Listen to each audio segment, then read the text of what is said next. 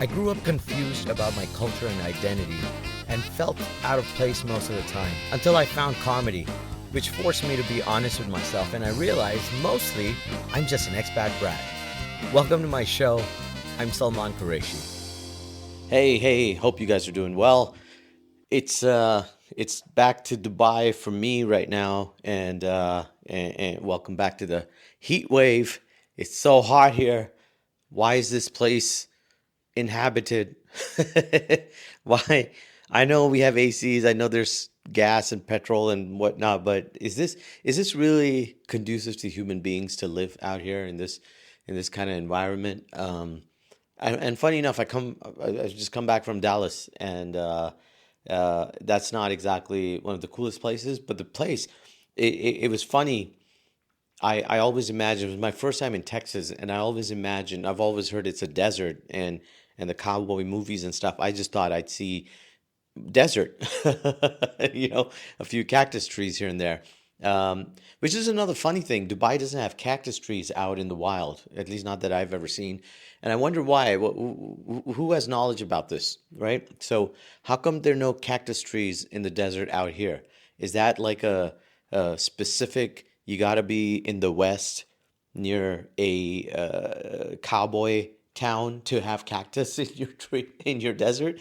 I don't know. They're not out here. I never thought about that till very recently. It's funny what aging does to you.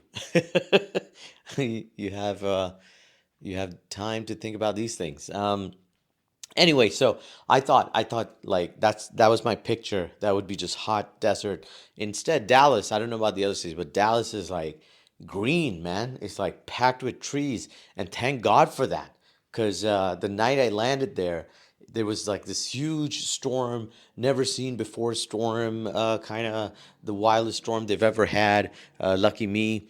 And but it was crazy because it was in the middle of the night, and I hear the siren go off because they've got these sirens all around, right? For warnings and stuff. Because for weather warnings. I mean, you probably want to rethink where you live if they require weather warnings with huge sirens. So anyway, it goes off. And my first thought, I'm not joking, my first thought was like, oh my God, we're under attack. And notice I said we, I'm already part of America now. I'm like, oh my God, we're under attack. The aliens are here, or the terrorists, them terrorists, they're here. And that was my first reaction to hearing the siren. And then I look out the window, right? And then I'm like, what if there's a SWAT team coming and they're out to get me? I just came here. They must think I'm the brown dude in this movie. So I'm sitting there. I swear to God, this is what I thought. It's in the middle of the night. I have jet lag. I'm disoriented. What did you think would go on? Anyway, so then I look out the window, and the room I'm in at my brother's house, it just looks out into a big field, and I could see the cloud and the storm approaching. Yeah, it's like a person was approaching. I could see it coming towards me, and that was crazy. I've never seen something like that before. I've seen storms in the distance and coming down, but this was like it was coming to me, man. And then it just hit us really hard for a while, and it was cool. I mean, no damage done, not intense property damage, at least not to us. No particular thing. There's bit of electricity problems in some places, but generally it rained most of the time I was there. I heard it's been getting hot since I come back, which says something. I don't know what. I'm blessed. I don't know. But it was quite interesting to see that and experience Dallas because, like I said, I always thought it was just going to be this dry, hot, sandy place. It's not. It's completely different. And the reason I said thank God for the trees was because apparently there's a rule there, like you got to have a few trees. Correct me if I'm wrong. Is what I heard. There are a couple of trees you got to have up in your front yard and a tree in the backyard, because they want to ensure, like when these what do you call those storms? Not storm, tornadoes. When tornado, because it is tornado country. When the tornado hits, these trees kind of start acting as speed bumps for them, and the more trees, the slower the tornado gets over time. So that was quite interesting for me. Anyway, it was interesting trip overall because every time you hear about any country in the news, you just hear the bad stuff, and it's not like that. I walked in, went around the city, and one of the things that Americans probably forget or don't realize because they live there and the grass is greener on the other side. But I just remember how courteous people in general are. All right, most of them are actually quite nice people. In fact, one of the things I realized while driving was how less aggressive everybody is there. Like there's less honking, there's more patience on the road. You might, if you're American, you might not realize this. You might just think, oh, it's horrible here and the driving's bad. But trust me, you need to get out more and see what it's like out there. The world outside on the streets, it's not good, man. People, like the first thing I come back here to Dubai, and the first thing I hear on the streets is a honk, right? The honk. My cab driver, he stopped at the first traffic light, and 5 seconds, not even five, 2 seconds, the lights just turned green and honking from behind, and I was like, oh my God, I'm back here, and just people driving right up behind you and just trying to ram you away off the road or something. It's just so aggressive here. There is like you miss a road, you want to cut in somewhere, people don't want to let you in. Don't use the indicator here because that just signals to them to speed up. It's a bit I used to do in my stand up as well about it. It's still true. I forget. And over there, it wasn't like that. It was just people are just more patient. And this is gun country, gun state. Like, it was the first time I went to a proper gun range and took some shots. Yeah, yeah. I'm generally not a guns guy, and I don't know how. I don't really feel like people should be carrying guns around so easily. But in a shooting range, it was kind of interesting. Some of my friends took me over, and we were just using handguns. And I'd love to tell you what it was. I think it was a 9mm. I don't is that film for shooting? No, like shooting film. That's 9mm, right? I don't know what gun he had. That's how little I know about this stuff, all right? So it was so little about this stuff that I know. Anyway, it was interesting.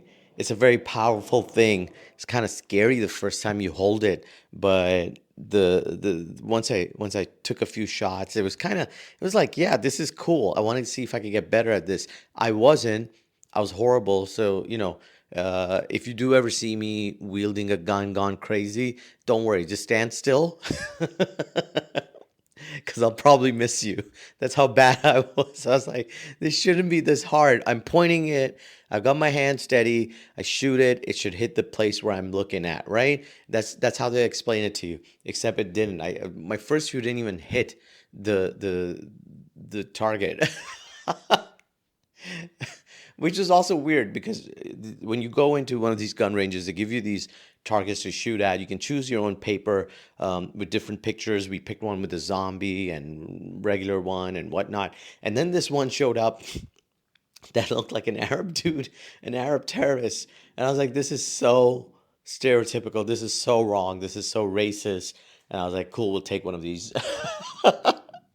It was, I just wanted to do it because it was just so wrong. And so I shot some Arabs. in the- oh, as I'm saying this out loud, I'm like, oh my God, I'm going to get canceled for picking that one.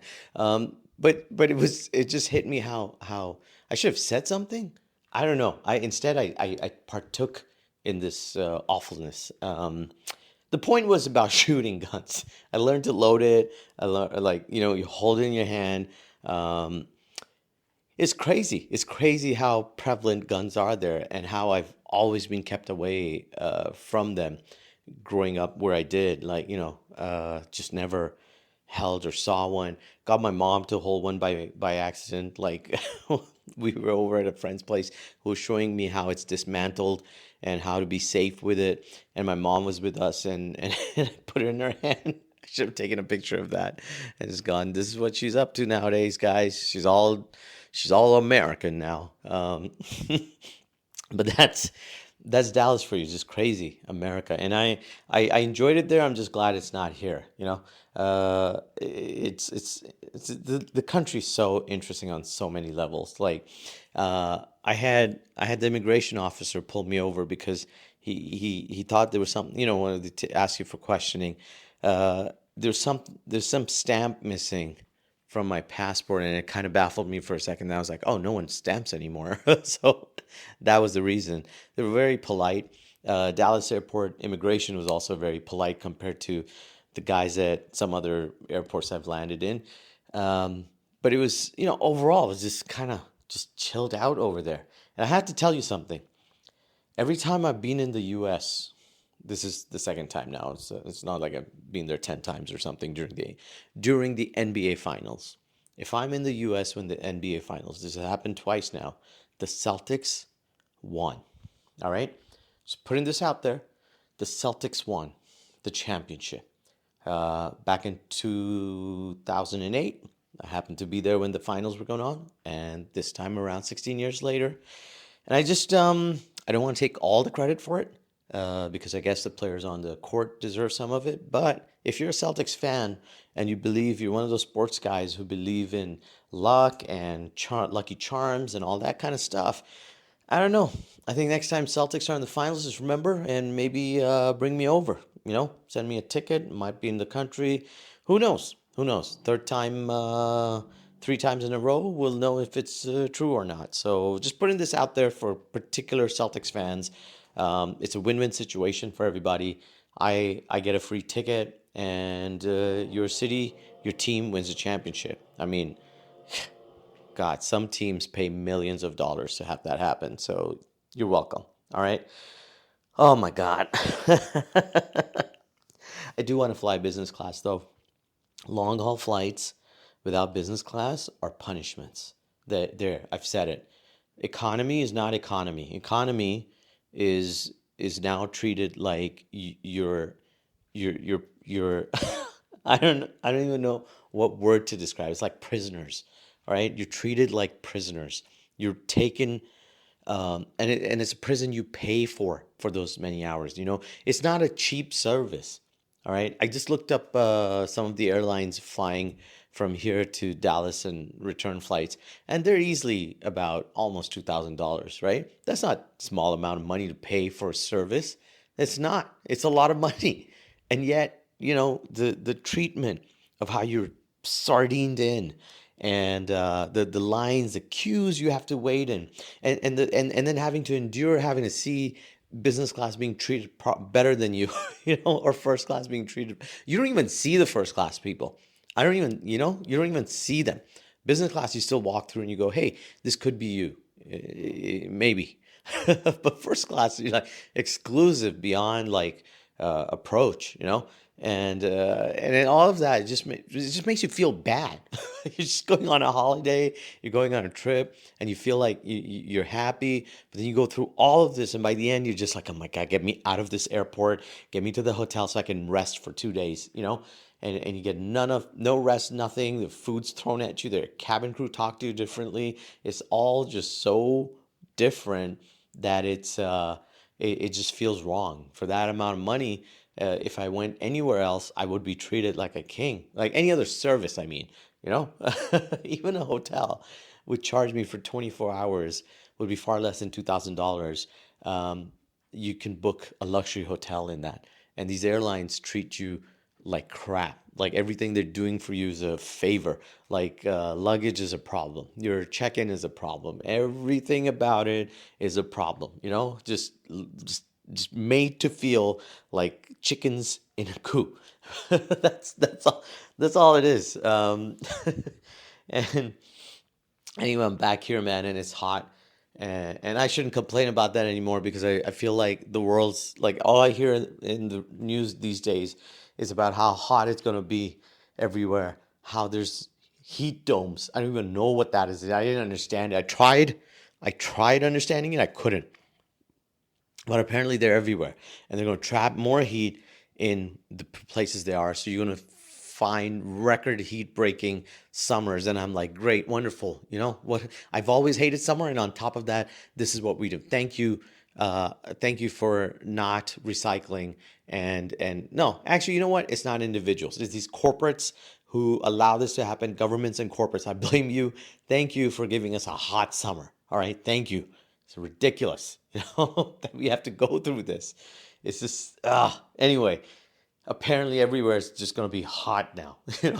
There's no cooler place to go off to, and I've ranted about this a lot in the past. So what's the point? I'm just saying I might as well be in Dubai now, which is just going to be as hot as everybody else. But we just had Eid, man. Oh, I completely should have started with that, but Eid Mubarak to people who just celebrated and listening to this now.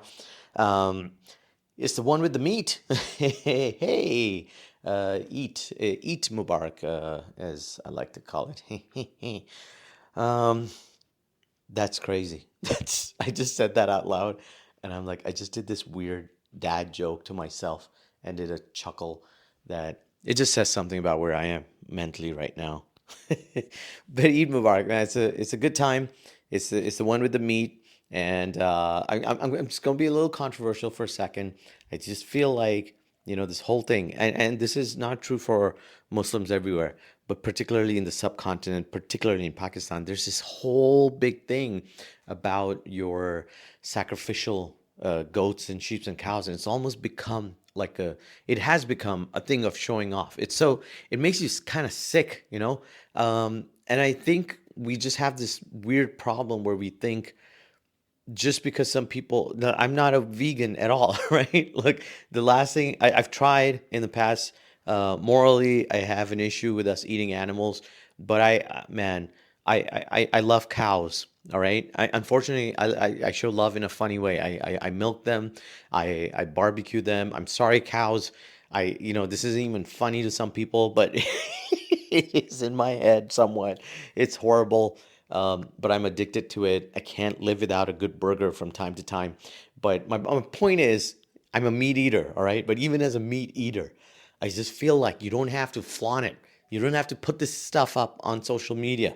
You don't have to talk about how it's not a bragging thing, all right? It's not.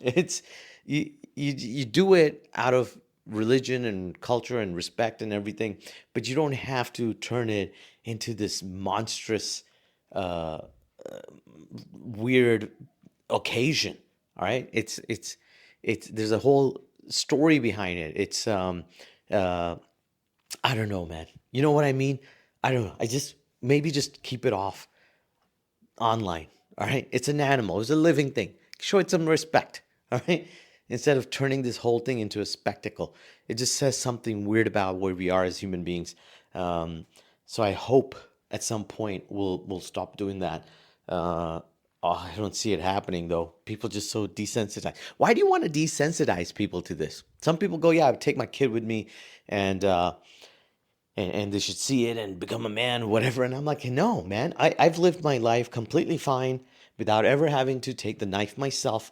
There are specialists who do that. They do it for a living, and it's done. And I get the meat at the end. That makes me no less a man than the person standing there cutting it themselves.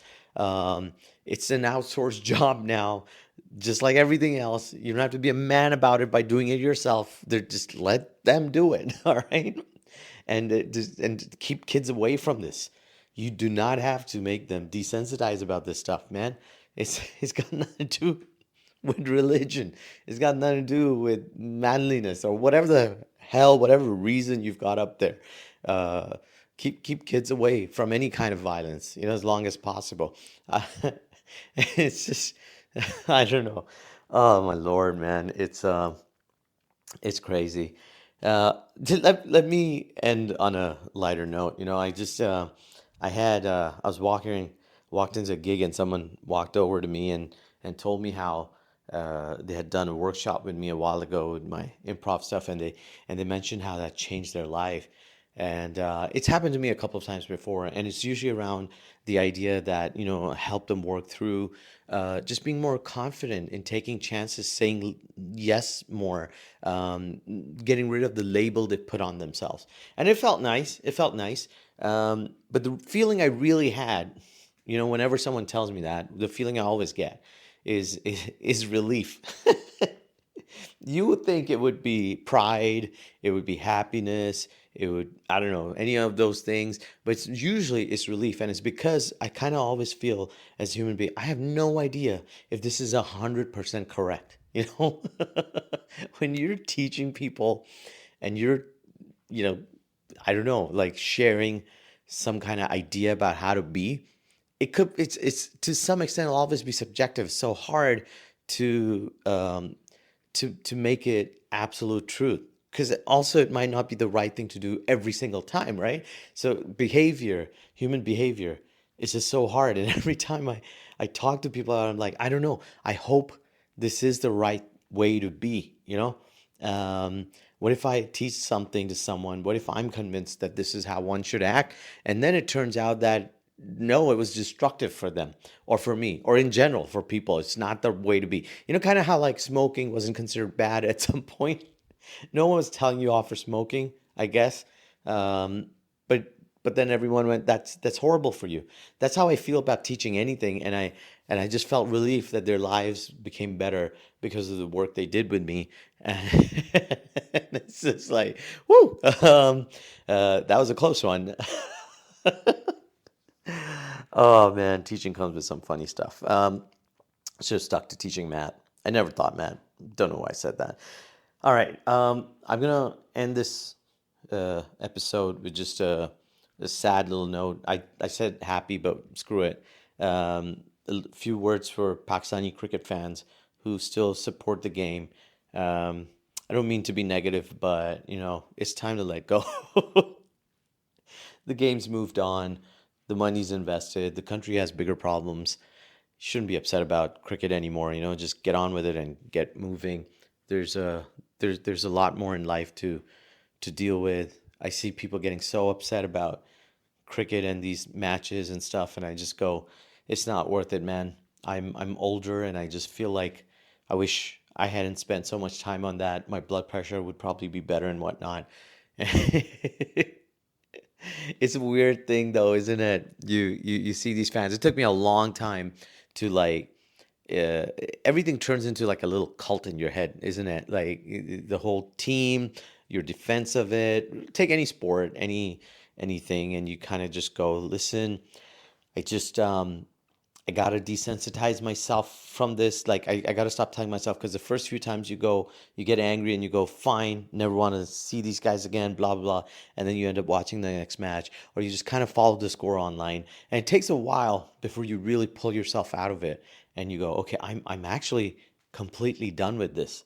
So it takes a while to do it, but don't lose hope, all right? Life on the other side is so much more happier, so much more calmer, so much more satisfying than being a fan of this situation, all right? So just lots of advice in this episode, because why not? I hope you enjoyed it.